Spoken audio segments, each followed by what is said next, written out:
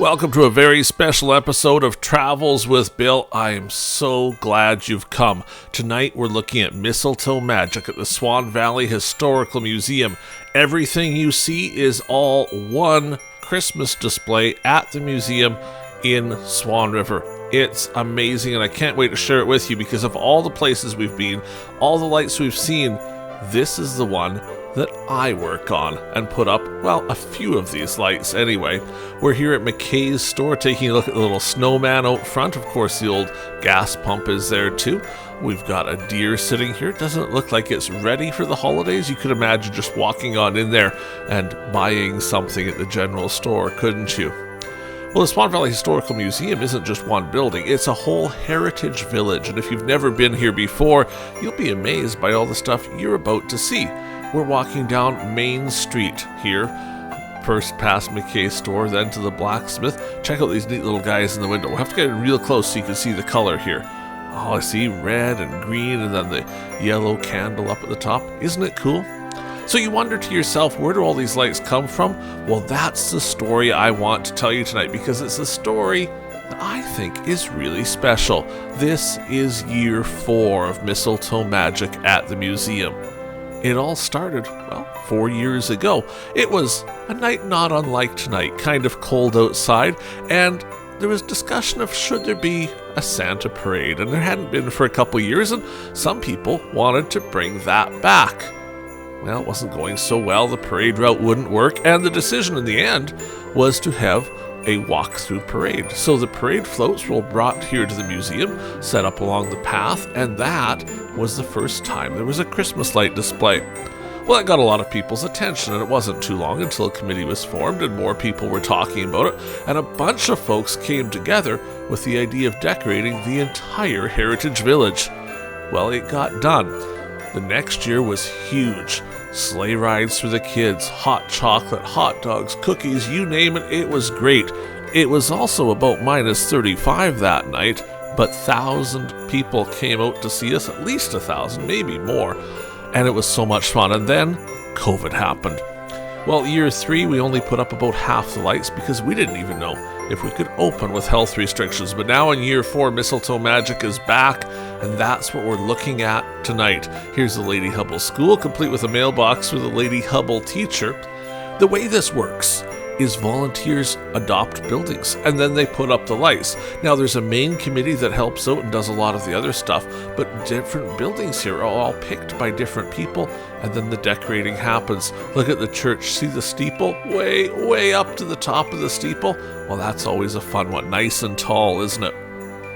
So many people work on this, it's impossible to name them all. But some of the people include Candace. She's the organizer of the committee these days, the chairperson as it were. Lois, of course, is always helping out too.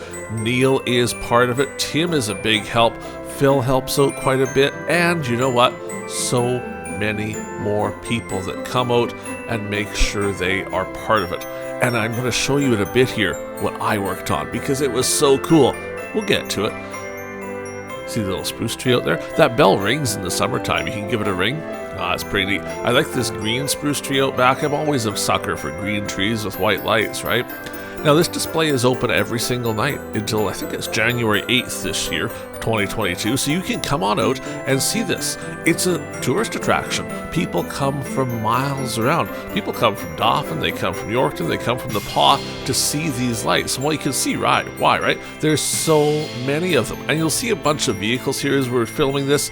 It was open while we were filming, and person after person. In fact, I think I counted 30, almost 40 vehicles just in the little while we were out doing the filming this, because it's so incredibly popular. It's a drive-through or a walk-through. When you drive through the event, well, you can drive around the path. When you walk, there's Christmas music playing as ambiance throughout the entire village so you can see it all. Well, there's one person I didn't mention in the list of people that helped out, and she's maybe the most important. It's Kyla. That's who came up with that original idea for the Christmas parade way back when. Well, it's not that long ago. This is only the 4th one, right? This is her display, her baby, this one. She actually does some more too, but check out the Charlie Brown Christmas that she made. Isn't it so cool? Look at that. There's Snoopy in there, and Charlie Brown, and the Christmas trees.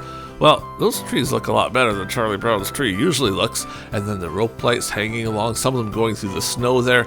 Oh, it's amazing, isn't it? The train station is also one of Kyla's babies. She does lots of work on that. And the big Christmas tree we'll be seeing in a minute. All of that is stuff she does. Oh, there goes another one of those people touring around the lights. Here's a cute little guy. He's on another building. This one's been adopted as well. So a group of volunteers comes and decorates this one building. And then the rest of us get the power hooked up to everything and get the lights on and make sure they're on every single night. If you're from the Swan River area, you're welcome to adopt a building too, because there's always room for more. There's still a couple buildings the committee decorates themselves. But hey, if you're up to it, we'd be glad to have you come out. Can you tell? I'm kind of excited about Mistletoe Magic. Here's a new display this year. This one is a nativity scene, and it's one of several nativity scenes. Each and every one of them has a story. Now you might notice with this one, Mary looks a little bit different. Well, Mary is currently missing, but we're hoping to find her. We're a museum, right? So we're not building brand new displays. These are classic displays, and every single one of them has a story. It's cool, isn't it? The stories of the displays, the stories of the house, the Christmas lights themselves. Look, you can see the background there, the huge village. Well, this is the Ferguson house. It's open in the summer. This museum's open May through September, so you can come see all of this as a museum then. In wintertime, though, it really sparkles because these lights, absolutely amazing. Something new we did this year, you're seeing it on the fire tower there a little bit. See the lights go way up right at the top? Yeah, that's the first year we've lit the fire tower. We've got big plans for it. We'll see if we can get more lights on it in time for next year. Now, we don't have a count anymore of just how many bulbs there are here, but there's a lot, as you can tell. Here's the ranger station. And then if we look off to the side of the ranger station, we're actually going to see 6 geese laying in the snow here. There's quite a few of those. You'll find 3 French hens, a whole bunch of things. You gotta keep your eyes open. There's some Easter eggs in this. Well, let's look at perhaps the thing that really gets me excited, the Kern family holiday display. Now we've got this little information board set up here. This sort of tells the story. See up here, this is what it used to look like. When I was a kid, this was what you saw, and it wasn't here at the museum. It was on the Kern family farm just south of Swan River, and it was a big deal. It was the type of display that every single time you drove by, you begged your parents to stop so you could see it. Well, over the years, the pieces got faded. Family stopped putting them out because they didn't really look very good anymore. And, well, they disappeared. And it was a thing from my youth that was so amazing and so wonderful, and then it was gone. And when we started talking about what to do about lights, one of the ideas we talked about is whatever happened to the Kern family holiday display. Well, as it turns out, not much had happened to it, except it got put in storage. Well, on the little thing there, you saw the shed we climbed up into, and sure enough, all of these pieces were still there. But what do you do with a whole bunch of pieces that are kind of faded and didn't work for display anymore? Well, you do some research. You find out the company that made the original kits. And then you go shopping. Turns out they still make some of the kits, and they had old prints of other parts of them. But not everything.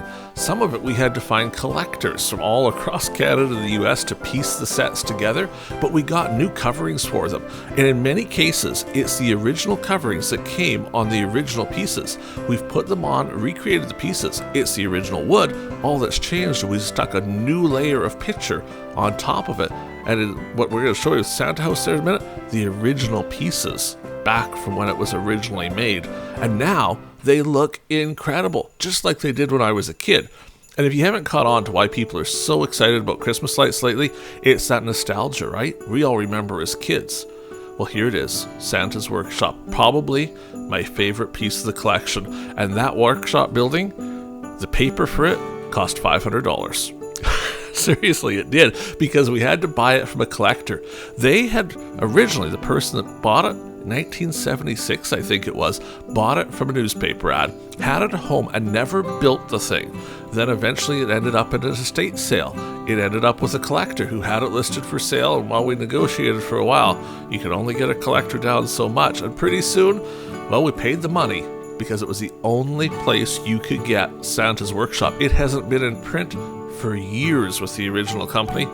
But there it is, looking exactly like it did the day the Kern family built it. Well, unfortunately, a few weeks before Christmas this year, we lost Mrs. Kern. And for years, of course, she got to see these on her front lawn. But thankfully, almost all of them were restored before she passed away, and she was able to see this exhibit when we did it a couple years ago. A couple pieces did get added. Those snowman we saw earlier, they were actually with one of the current children in Winnipeg and had become faded too. They brought them back to us so we could refinish them, and they're now also on display at the museum. All of those pieces are plywood. They were all made with love by that family, and for so many years, they brought joy to the kids of our Swan River Valley like nothing else. I can remember their display being featured on television. It was so good and so amazing. We'll walk down it here for a moment. In person, it looks even better than the camera can do it justice. It's absolutely amazing and totally worth the trip to Swan River just to see the current holiday display. A little later on, we're going to make a video for you of the making of that display where we actually show you how we put those pieces together. Well, if I haven't already convinced you to come and see, maybe we need to show you some more because we're not even half done yet on the tour of Mistletoe Magic here at the museum. A little peek down Main Street as we look back at where we've been, and now on to some more displays. Check out the boat, it's got some lights. Plans for this too. I want a fish jumping. We haven't quite got it done yet, but one of these winters we will, and by the boat a fish will jump out. See this neat fence? This is also part of the original Kern family display. We refurbished it too, so we've put new lights on it, but it's the original metal and posts that were always on it way back when these used to be displayed along Highway 83 as part of that big exhibit. So cool to see it lit up again here at the museum. Oh, I just love it. And it greets you right when you come driving in. You get to see that. So nice. LED lights now, of course, instead of what was originally on it, but it still looks just like I remember it. Volunteers start working on this in the fall, of course, making plans, figuring out who's looking at each building. And then as things get closer, we get one of those big lifts in here, and we do the tall lights with it, and then all sorts of people sort of congregate on a decorating weekend. But you know how it goes, right? You never quite get finished until the very end. Well, it happens here too. Here's some of the newer stuff that we put in this year. We're here on one of the walking paths. Now, you can't see it in the dark, but right behind this is a railway track. And it's not the type of railway track that CN has. We're in the midst of installing a ride-on railway exhibit at the museum. A few people have been on it already. It's so cool because you can hop on the train and actually ride around the entire museum grounds. Well, we're hoping to have that finished off for you next summer. You'll certainly need to come back in the summer to see it. Right now, though, we've got some Christmas lights along the path. And check this out, race cars. These are brand new this year, and it's kind of in the building phase. We're doing some work on it yet. Kyla's been taking the lead on this one, too, because she absolutely loves Christmas. There's the blue car and the red car, a little bit of racetrack going on there for them. So you can bet now we're learning how to make these metal models. Oh, it won't be long till we have a fish and all sorts of other interesting things. Well, here's the planer mill at the museum, and behind it the sawmill. Well, we've decorated it up as well, some lights on there. One of those wooden angels, doesn't that look cool how the lights are behind it? You kind of see the shadow of it. Another nativity scene. Now this one donated from one of the local churches. We've got set up on some straw bales here and floodlights put in. All this stuff, almost all of it, converted to LED lights now. So at one time, a display like this would have cost hundreds and hundreds of dollars for electricity for a season. Now it just costs $50 or $60 for the power, where the cost, of course, is in all of these lights and maintaining them, and every year a few strings go bad. Plus, as you could maybe tell, we're adding a lot of lights every year, so if you happen to want to make a donation, we'll gladly take your money and there'll be even more lights. Now here's a really special nativity scene. This one used to be displayed at the Swan River Hospital. Well, these days they don't put it up, so they donated it to the museum. And it's that piece in the middle, Mary, Joseph, and the baby. That's the amazing one, because that made headlines once. You see, there was a little bit of an outage of maternity services at the hospital. So one year when the display got put up, that middle piece was missing. In its place was a sign that simply said, Mary and Joseph have gone to Yorkton to have a baby. Well, that didn't go over so well with the hospital people, at least not management. The staff sure thought it was funny, and pretty soon Mary and Joseph and baby were back in the display, and someone was begging to keep his job. It's a well-kept secret who exactly that was. Well, here's the telephone building all on display for us with some Christmas lights, little tree in the middle there.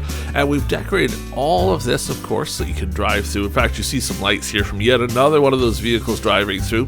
Now, here's the farm equipment display. Right now, it's just kind of some plain lights on it. It's all lit up nice for Christmas. But we have dreams. we're looking for somebody that wants to help us decorate them even better. There's some augers and stuff in there. Wouldn't it be cool if they were moving and doing their thing? Well, that's the neat part about it only being year 4.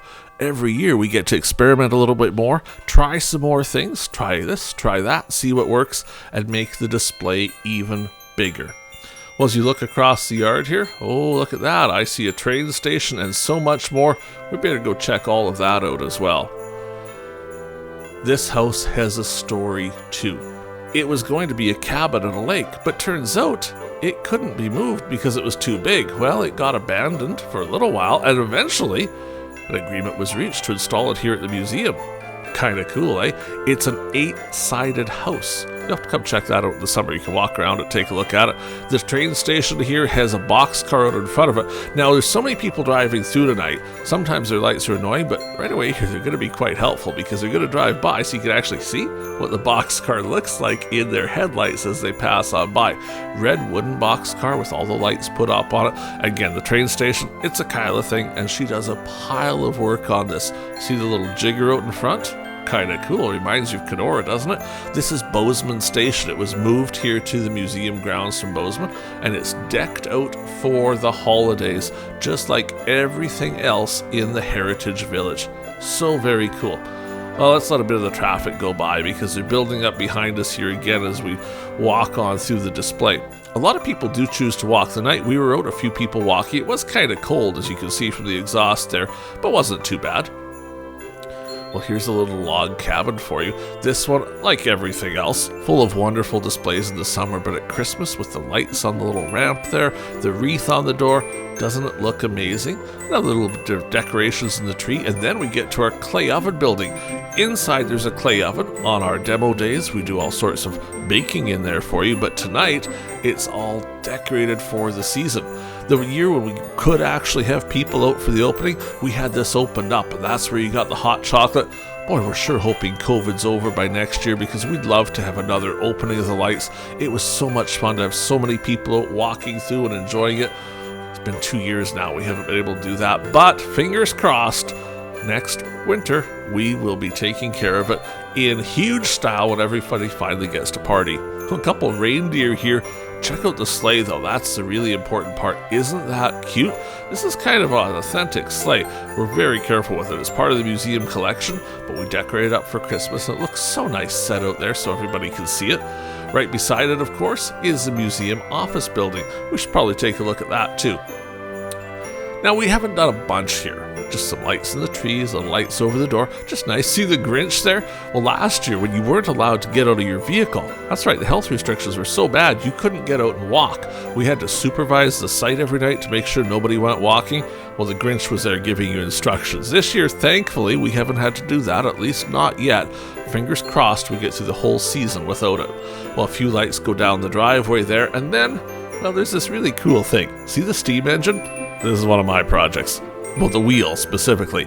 I made that wheel turn because, well, I'm kind of like that, right? There's a story to it too. See how it has 4 sections this year? Well, the first year I did it with only 3 sections, and with 3 it just doesn't look like it's really turning. So we had to go back to the drawing board, get new controllers, get new lights, start all over again, and now that wheel spins, and it's even going forward. That's pretty cool. Some smoke on the chimney there as well.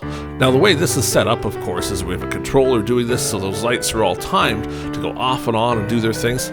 Pretty cool, isn't it? Well, I think so.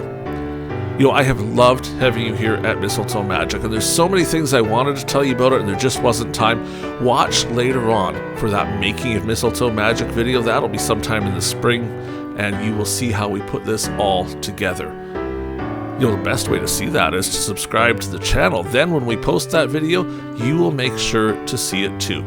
For now, though, we bid you farewell from Mistletoe Magic. I hope you can drop by in person. This is the Swan Valley Historic Museum, just north of Swan River on Highway 10. Do drop by and see it. Have yourself a Merry Christmas, and we'll see you again soon on Travels with Bill.